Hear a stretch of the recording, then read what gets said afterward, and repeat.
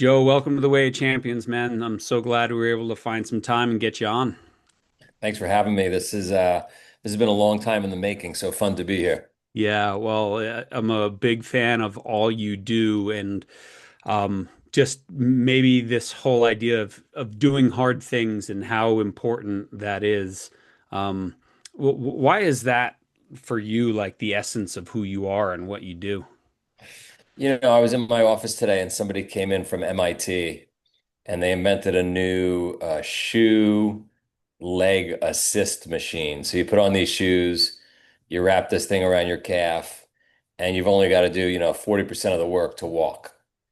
And basically imagine, an electric bike being introduced for the first time, or imagine an automobile being introduced to you and I who have been doing horseshoes and horses and carriages forever. Go down the list, right? Or I don't know, a lighter after you and I had been starting fires with wood. And so progress is interesting, but at some point, maybe a guy like me would argue you get a diminishing return, you get a negative outcome. I feel completely chained to my phone. I look around the world as I travel. Everybody is staring at their phone all day, every day. Before that, it was Netflix all day, every day. It's couches, it's chocolate. It's like if this was 200 years ago and we were doing the podcast, I'd say, we need more penicillin, more couches, and maybe something to entertain us because life is fucking hard. Hmm. But life is so, so easy that I believe there's a bunch of unintended negative consequences. Fat, sick, unhappy, wanting to take our own lives, not the nicest people to be around. Like, anyway, I think doing some hard things in a first world like I just described, the ones we live in, um, changes perspective, levels us up a little bit, makes us a little tougher and stronger.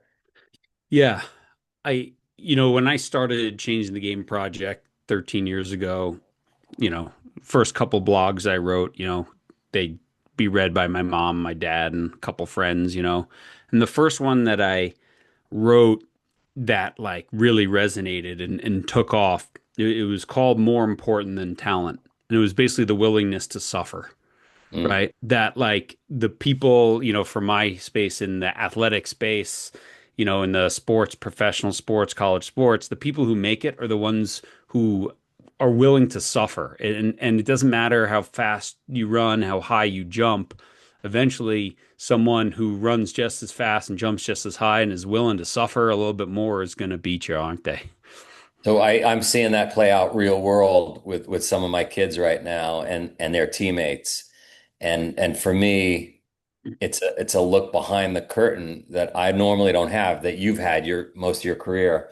And I could not agree with you more that I see it firsthand, the outcomes from the kids who just work hard and don't mind it. They welcome it. Yeah. They're not, by the way, they're not more talented. Even siblings, they're not more talented. Yeah. They're just animals. Yeah. And some I mean some of them have I think some have more of an inner drive that they're just born with and a lot of times like your younger kid as well who's like fighting for scraps and fighting for their piece of cake or whatever. And some, in some level, you can teach that and you can promote it. But I think it's so interesting and you see this in youth sports because people get really see, I don't like to use the word talent because I don't think talent like ability is what we see. Mm. Talent is your ability plus resilience and grit and all these what we would call character. That would be talent. And I think we misuse the word talent and say, "Oh, that person's so talented." And people see their, 10-year-old who just happened to grow before everyone else and go, "Look Yeah, at my kid. He's special. She's special." And it's like, "No, they're just bigger." yeah, agreed. Yeah. And then you see those kids who like maybe are a little smaller and they're sitting there and they're scrapping and they're fighting for stuff and whatever. Yeah. So how do you like as a dad and as a dad myself, right? My kids are 18 and 20 now. Um how do you bring that? to your kids? Because it's not like they're, you know, growing up wondering where their next meal's coming from either. Yeah, I had a friend of mine say, the biggest problem with my kid, his kid, was his four-car garage, right? So it's hard to drive that attribute if life is easy. If we're talking about plants and we've got a whole set of plants growing up in a greenhouse, Hmm. perfect temperature, watered on time, food when they need it. And then we got a whole set of plants growing up on the side of the mountain, roots wrapped around the rocks, fighting to survive in storms, no food, no sunlight.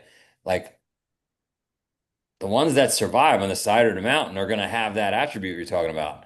Yeah. In the greenhouse, it's just going to be like, I don't know, the ones that just naturally have it Yeah. because they really haven't been pressed in any way for it to be expressed, right? So there are just going to be a few plants that just somehow picked up that DNA. Yeah. I have a friend, Trevor Reagan. I don't know if you ever come across his work, but he does the analogy of the zoo tiger and the jungle tiger. There you go. Like Same thing. they're still a tiger, but if you dropped them both in the wild, who's gonna kick whose ass? Yeah, yeah, that's right. No That's one's right. putting money on the zoo tiger, That's right. right? So, yeah.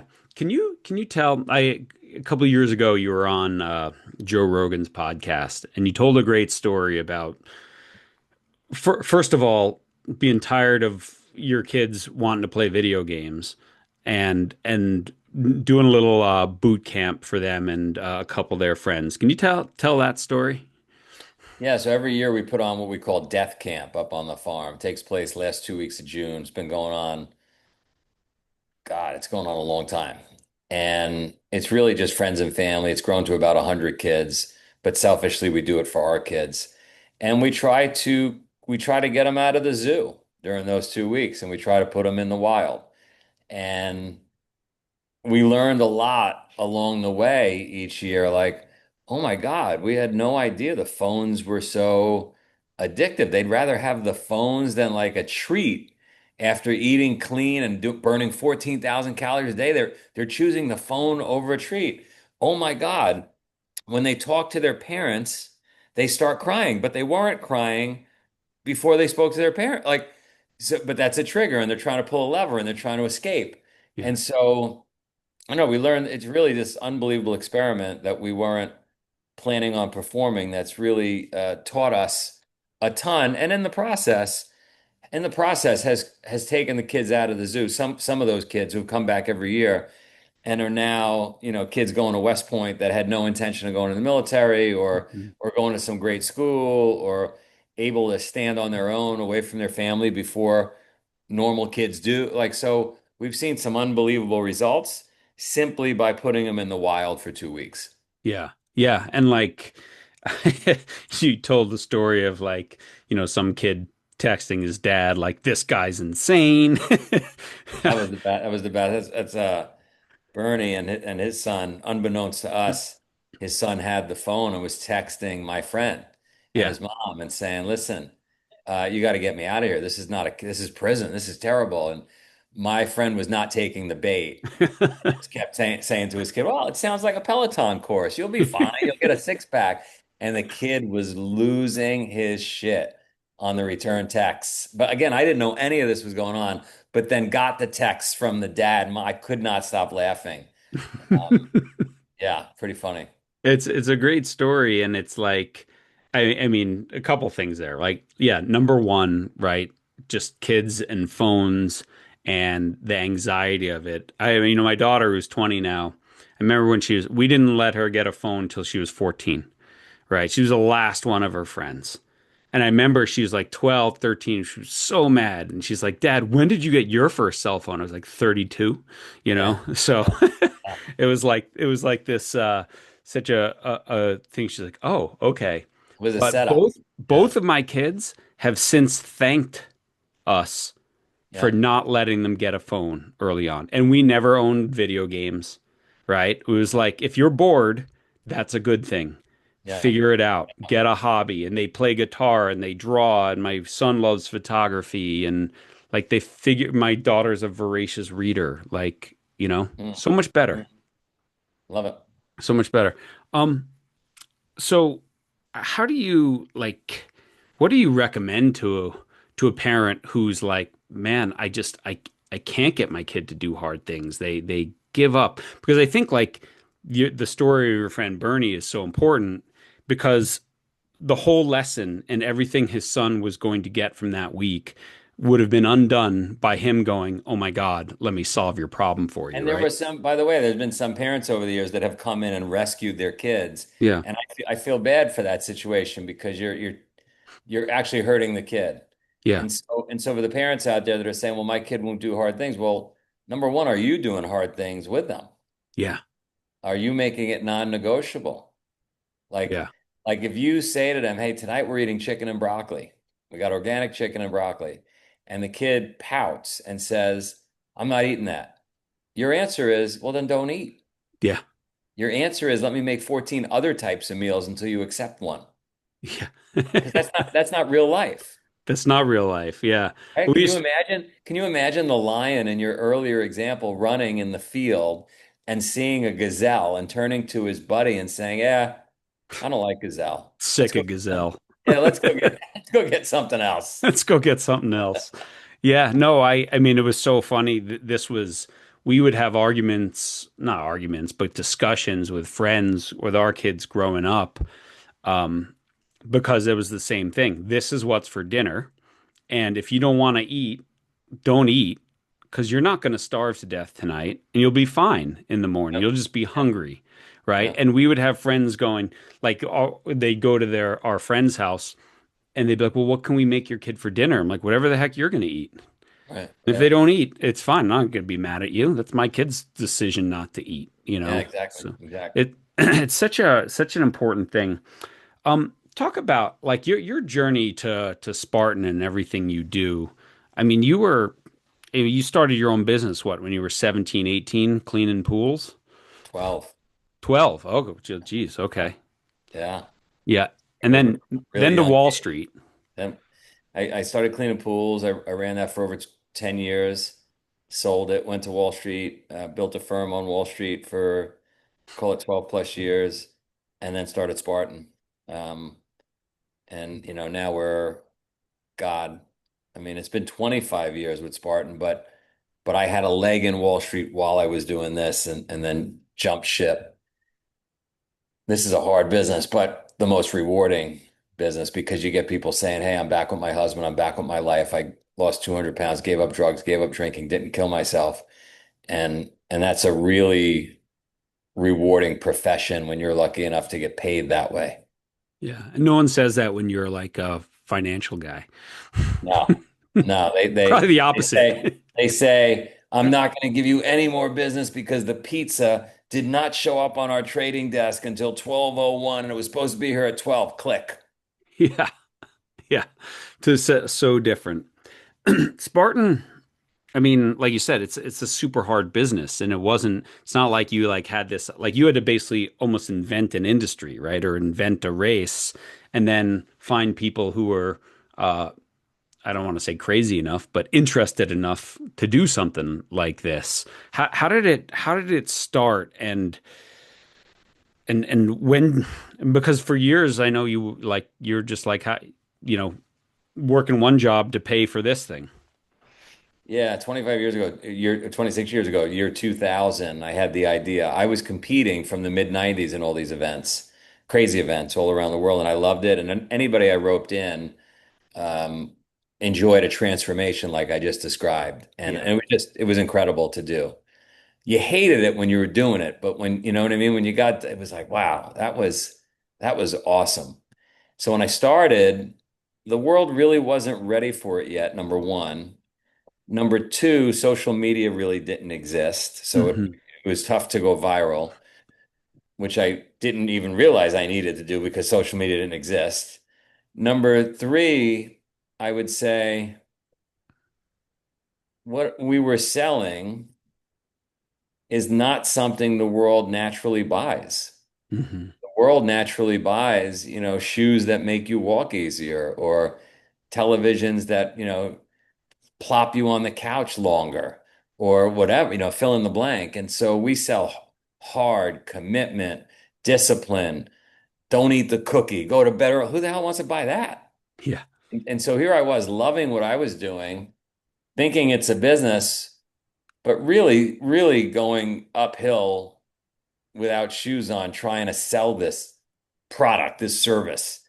And we get a few people here and there, the crazies, the ones on the fringe. And then we get a few more, and I have to lie to people to try to get them to come and tell them it was a barbecue, truthfully, and not a race. I used to do that. You said that? Yeah. And then, around 2009, 2010, changed the format, changed the name to Spartan. Social media had hit. CrossFit was becoming big. Lots of folks, boys and girls, coming back from overseas in the military. So it was the right time that all of a sudden it popped. But even popping, again, if I was selling lollipops or shoes or handbags, like so much easier to sell, such a much bigger market. This is a small market. Yeah. But I mean, and like you said too, it's like you're going to pay money to do the hardest thing you've ever done and to suffer and to commit and to be disciplined and not eat dessert and um, feel worse with the promise at the end that it might change your life. But at worst, you'll have accomplished something awesome, right? And like Yeah, what a cool thing. you just gave me a thought, I never really thought about before. I mean, look at high school sports. Hmm. Tell me how many people try out for the wrestling team. Not as many as who try out for the insert something else. Volleyball, rhythmic gymnastics, fill in the blank, right? Like this is wrestling and rugby and the military all wrapped into one. Yeah. Yeah. And so when you do this and I mean I just I think about like what you went through to do it because I heard you say like there was no plan B, right? Like you made it work because you never had a plan B. It's like I gotta make this work. I gotta keep going. And again, if like the people who do the best are the people who go the longest, right? Who are still there, still fighting when the right circumstances happen. And what a like again, what an amazing lesson for people. It's like if you have an out and things get hard, you're gonna probably take the out. There's no doubt about it. If there was an escalator to go down Mount Everest, there wouldn't be as many people that summited, right? Even though it's a small group. So the human brain, I didn't know this. My podcast taught me this. I get the fortune of talking to all these wonderful people like you do. And I didn't realize the human brain is optimized for avoiding discomfort more than drugs or alcohol or food or sex. We avoid discomfort because it keeps us alive. Don't go out in the cold. You might freeze to death. 2,000 years ago, you don't have a North Face jacket. Eat the cheesecake versus the salad because we don't know when we're going to get food again. We Hmm. need calories. So our brain is actually working against us. And when things get hard, it is sending flashing red lights and saying, stop. And if you don't believe me, wake up in the morning with every intention. If you make it out of bed, get downstairs, you're about to work out, your brain will tell you subconsciously, make coffee, go to the bathroom, read a magazine, check your phone. It'll throw all kinds of obstacles your way to avoid the uncomfortable thing because you're going to expend energy. That's dangerous Hmm. 2,000 years ago. Hmm. So if I had a plan B, if I had that escalator when I was building this business, where anybody does, of course my brain is going to take that way out. And I couldn't. I had no way out. I put so much money in the damn thing. My reputation was on the line. I put on this thing every year called the Death Race. Yeah. Tell people about that if our listeners aren't Yeah, familiar. look, if anybody wants to do it, it's on me. This summer, it's at the end of June. It's right at the end of the kids' death camp. And it's really hard. It could go 72 hours, could go 96 hours. You don't know when it's going to start, when it's going to finish. You just got to be on the farm and ready. And everything that can go wrong does go wrong with it purposely. We lie to you. We have other people cheat on purpose. Like it is life lessons, real time, while you're completely broken, tired, hungry, cold. And most people were not showing up. A lot of grandmothers were dying the night before they were supposed to get there. Jesus. All these grandmothers were dying. And I said, we have to make people publicly commit. Yeah, They okay. have to get something printed in a local newspaper that they are doing this. That's the only way we're going to allow them to participate. Mhm. All of a sudden, grandmothers stopped dying because they were on the hook. They had no plan B. They were going to be embarrassed. They were going to look like frauds in their neighborhood, right? Like so the hack here, the lesson, the hack in your life, if you're listening or watching, is to go public with things that are uncomfortable that you don't know if you could finish. You want go public with it. Find accountability partners that are going to hold you accountable, wake you up in the morning, make you train, right? Like there's little hacks to this thing. Don't have a plan B. Make sure your back is against the wall. Yeah. That's And I my think 2 cents. also you touched on this idea that it's not just it's your mind stops you before your body does, right? When we physically bonk, it's actually they've tested this, right, in a lab. Your muscles can go further. It's your brain shutting it down before it gets to that point, right? And so you can go past. And they've done this with I know with like cyclists where they've had them race against their best time and they put a video up. Have you ever seen this stuff? Yeah, yeah. And then they know that like they can turn it up to about 2 or 3% faster than you've ever gone before and lie to you about your time. And you can do that because your brain Yeah. was holding you back. But if you go beyond certain percentage, then it's too much. Like there is a physical limit, but there's a mental limit before a physical limit. It's a great story of a part of Africa where there were lots of 400 meters run athletes coming from, and they were crushing everybody. It must have been the water, it must have been the air, it must have been the way they grew up, the genetics. They found that their 400-meter track, their practice track in this place in Africa, was actually not 400 meters, it was longer. So, yeah, we I, could do more what than we think. what a great story, right? It's Right? like, yeah, and it's like, wow, they really finished strong Yeah, yeah. because they've been running 420. Um, I mean, I think about like my own childhood. So my dad was a New York City fireman, and he got hurt. He had to retire. He stayed on as a volunteer for many years. But I remember like he was this Irish Catholic guy from the Bronx. He believed in a blue collar childhood. Um, And I just remember like on weekends, my friends would all be doing stuff. And he's like, no, you're mowing the lawn. And I was the oldest, right? So we had like 2 acres of property and it was on a big hill. And, I'd be out there for hours while my friends were futzing around having fun, because that was my job. And then I'd think finally I'm free. And he'd go over, he'd be like, come on, we're going to the garden, right? And be turning over soil. And I hated it so much. And I appreciate it so much today because Well, life doesn't get easier, right? Like it just gets harder. no, and I don't think we're ever going to remember with the same color and clarity the easy times in our life like we will the hard time. We're going to tell stories about the hard times, the struggle, the things we push through. You and I are not going to sit on the porch 20, 30 years from now and say, "Man, remember that night we sat on the couch all night and watched Netflix?" Like that's not the story we're going to tell. Remember Yeah. that day we went out and that storm rolled in and we had to swim across that bay and there was that alligator. Like those are I tell people all the time, create stories. Yeah. Yeah.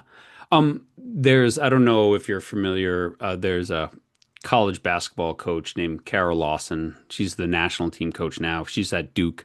And she has this like great little clip about doing hard things. And she's just talking to her team and she's like, stop thinking that it's going to get easier because it gets harder. You think it's going to be easier after preseason? No. You think it's going to be easier when you graduate college? No.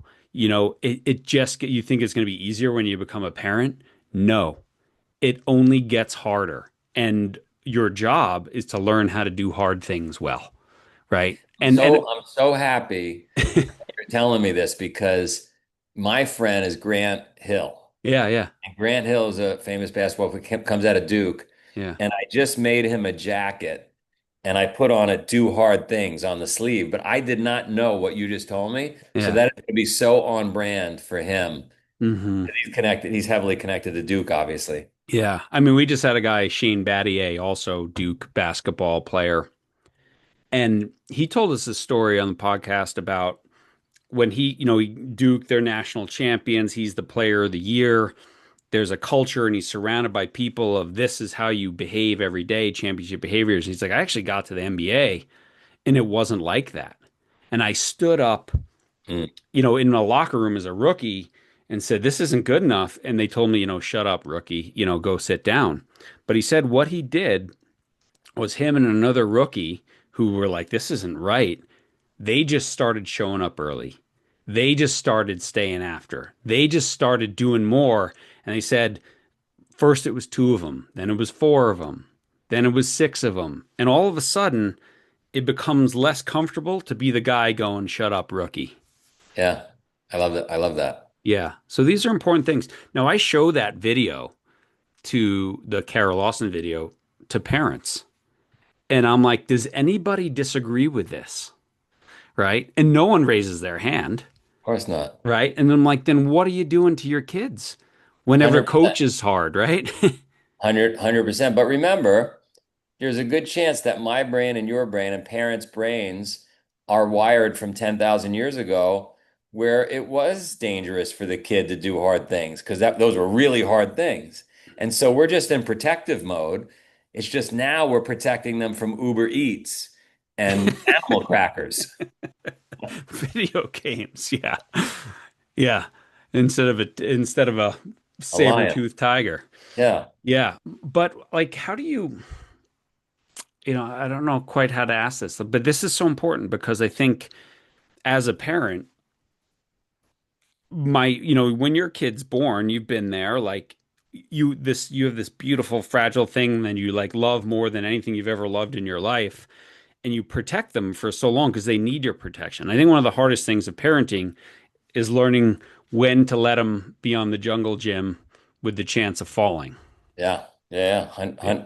100% and hard to do based on what I just said, but mandatory. I mean, Mandatory. it all comes back to what you said earlier. A zoo, you want a zoo? I joke with all the kids going to wrestling. I'm like, hey, I saw your opponent. You're going to be wrestling this week, and they keep them in a cage outside and they feed them raw meat. You know what I mean? Like, what kind of kid do you want? Yeah. It was so funny when I was I stopped wrestling after middle school. Um, but I remember very specifically this middle school wrestling meet, and we're away, and you know, I remember you do like the weigh-in, and I guess however we were, it wasn't, it's not like varsity wrestling where like who the number one for the other schools is, right? They're just weighing a bunch of kids because we actually, my high school or my middle school, my public school in my town had a really big wrestling program, state champions in New York. Like it was a big thing. So there was a lot of kids. And so you weigh in and it's like, all right, you're, 98 pounds. And then they find a 98 pounder from the other school that's going to wrestle against you, right? Or whatever. And they're like, I just remember like weighing in and it's like 98 pounds, seventh grader. And then all of a sudden the other school all goes, ooh, you're going to wrestle Chewy. Chewy's going to spit you, chew you up and spit you out. And I just remember like, all right. But like wrestling is amazing because there's no one, no excuses, no one to turn to, no one to fix you, like solve your problem, man, right? Solve it real time. Yeah. So what's like these days, like how many events are you running per year? And they're international at this point, but 45 countries. We put on 1,300 events last year. 13. Um, about 1,000, little over 1,000 were small, from 50 to 200 people. Hmm. And then 250 of them were large, from 7,000 to 12,000 people. Wow. How do you do like this type of thing for that many people? Like, how do you do No, it? Because I no, got to no. imagine some people are way slower than others, and you have Oh, some well, people trying to win. everybody, yeah, everybody goes out in waves, and there's going to be people that take 5 hours and people that take 50 minutes. Yeah, So, that's easy. The hard part is the teams that that actually organize all this stuff. yeah, and like the weather and the venues and all that sort of Exactly. stuff. And yeah, Exactly. what's the It, future of this? Is this going to become like an Olympic sport someday, or it what? is. It is an Olympic sport. It'll be 2028 in LA. No It'll way. be part of pentathlon. My vision for our company for the future is to have multiple brands, multiple disciplines, so that somebody like you could buy a season pass and you might do a trail run, you might do a hike, you might do an obstacle race, you might do a mountain bike race. So very much like Louis Vuitton of, a multi-brand strategy or Vail Resorts that has ski resorts everywhere and you could choose, pick and choose, you buy a season pass. So I don't think you should compare your company to Vail Resorts, man. I'm just going to take that back. They're not the most popular company in the world. but you get it. Yeah, I You get do. it. I do. Are you going to be like involved in the Olympic thing or? I hope so. We'll see. It's rare that a brand itself gets involved in the Olympics, but we created the sport, we created all the governing bodies, and we signed the memorandum of understanding with pentathlon, modern pentathlon. So we'll see how it all comes together. Yeah. Well, I mean, is there like a U.S. governing body for modern? Okay, so yeah, so they're the IOC brand Exactly. of Yep. this. Yeah, gotcha. All right. Well, I mean, oh, I know one other thing I wanted to ask you. Because I think I saw this on Joe Rogan as well. Do you still carry a kettlebell bell around with you?